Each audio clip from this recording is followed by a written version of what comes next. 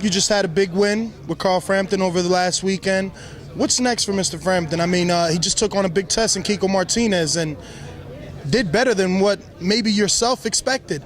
Did you expect a 9th round TKO, or did you expect it to go the whole 12 rounds? And after seeing such a performance, what do you think is next for Carl Frampton? Well, I did expect him to stop Kiko Martinez because I know how good Carl Frampton is. But after 6 or 7 rounds, I didn't think he would. That was the most motivated Kiko Martinez has ever been. He set up with Maravilla Box and Sergio Martinez, had a great camp. And he was very good, very strong, relentless coming forward. But Frampton just dismantled him, and the KO was absolutely brutal. You know, the UK is calling out for Quigg against Frampton. For me, I'd like to go and win a world title. The IBF fight is happening on Friday night. We'd like to face the winner. If not, perhaps get a final eliminator to become the mandatory. But you know, when you're filling up 9,000-seater stadiums in Belfast, you know, you got the opportunity to bring champions over because you got the money. And at £122, the money doesn't have to be that great to bring the champions over outside of the big boys, you know. So hopefully we can get the winner of that IBF fight on Friday and make a big world title fight in the summer. Now, I did notice Scott Quigg was in attendance. How much does Carl Frampton want that Scott Quigg fight? Yeah, he wants it. You know, I mean, everyone's talking about who's the better. Every time they fight, it swings the other way. You know, Scott Quigg fought Rendell Monroe, and although he was finished and at the end of his career, it was a great performance from Scott Quigg. So that increased his stock level, and now Frampton's performance was so good that increased his stock level. But people are always talking who's the better super bantamweight. Personally, I'd like to see that fight happen for a world title, but when people say that, normally the fight never happens, you know. But you know, they're two great fighters, two great young guys.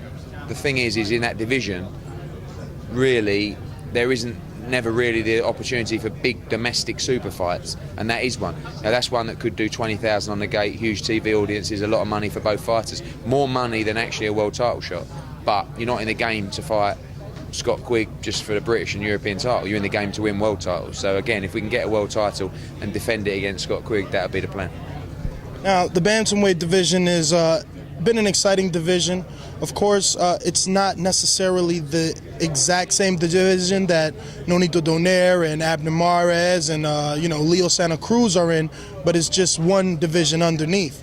When is the U.S. public going to get to see Frampton instead of, you know, him fighting over in the UK? When are you going to make that, I guess, initiative to bring him over the way you brought Gavin Reeves? Well, really, you know, it depends on what opportunities are there. Like I said, we're filling stadiums in the UK at the moment, so there's no real reason to bring him over other than give him exposure on a US audience, and we can do that. You know, I've been drumming on to Peter Nelson at HBO, telling him about Carl Frampton, how good he is. You know, Gavin's coming over here to take a shot on HBO.